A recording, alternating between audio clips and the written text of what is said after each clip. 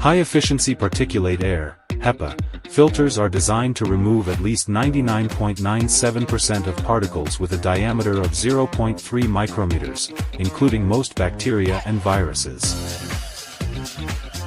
HEPA filters capture contaminants through multiple mechanisms, including interception, collision, and diffusion. They are essential for controlling particulate contamination in cleanroom environments.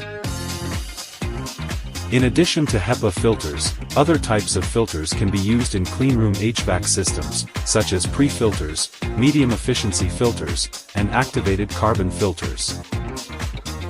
The choice of filter depends on the specific requirements of the cleanroom class and the installation location.